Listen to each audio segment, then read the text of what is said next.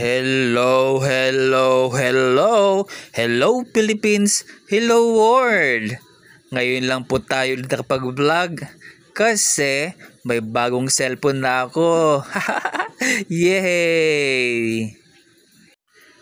Makapag-vlog na ako ng maayos. Salamat sa sponsor. Charot. Ito ay isang Tecnopark 30C, bagong labas na cellphone. Kaya meron akong CP gamit pang vlog. Salamat kay Ama sa magandang biyaya mo sa akin. Ngayon dahil sa umaga, nag-almusal po muna tayo ng spaghetti, coffee milk at pandesal. Almusal po tayo mga kalabs.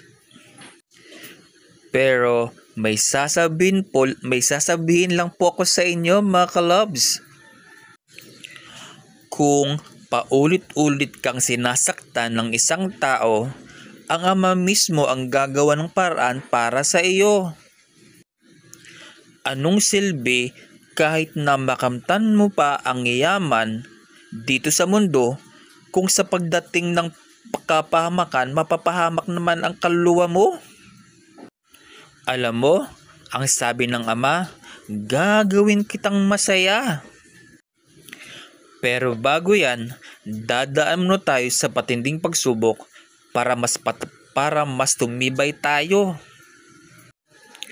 Unang laban mo, tinulungan ka ng Ama hanggang sa huli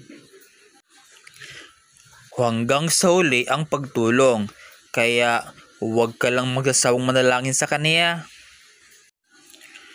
At huwag kang maging palalo sa harap ng Panginoon mong Diyos.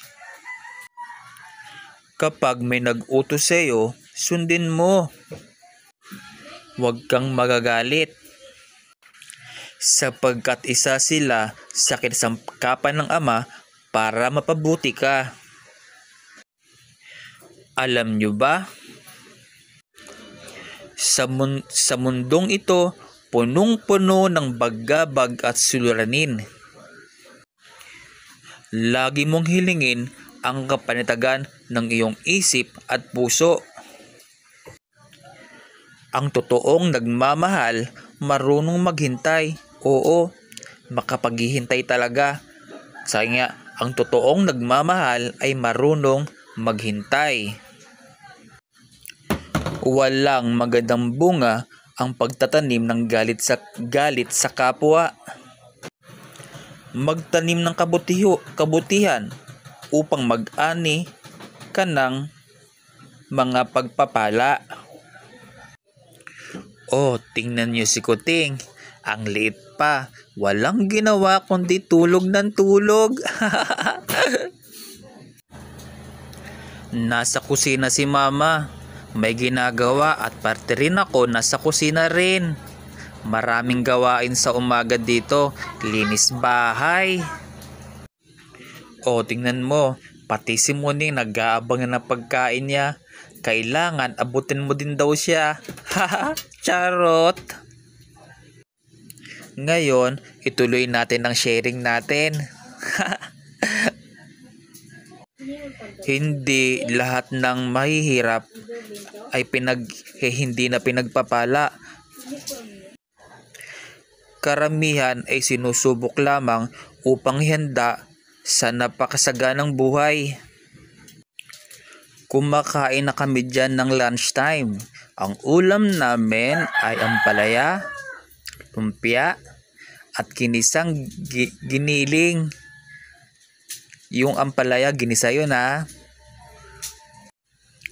Ako, ang ulam ko ay ginisang ampalaya at reniato Ate Bibay. Sayang naman kasi kundi makakain. Hotdog at saka fried rice. Kinain ko ng lunchtime. Masaya kami kumakain dyan. Kaya nga tumataba ako eh. Kaya nagpapasalamat ako kay Ama dahil sa biyayang ipinagkakaloob niya. Araw-araw blessings. Pero nandito pa din ako sa bahay ng bunso namin. Kailan kaya ako makakalipat ng bahay? Hindi ko alam kung kailan ako lilipat. Naghihintay pa rin ako. Ang tagal ko na kaya dito. Hi. Ang hirap ng ganito umaasa ka na lang sa kanila. Hi, buhay. Ang hirap ng walang bahay. Pero ayokong ma-stress. Ayokong dalhin ng problema. Maghihintay na lang ako. Kung kailan ako kukunin dito. At kung wala pa, doon ako gagawa ng desisyon. O paano mga kalabs? Paalam na muna.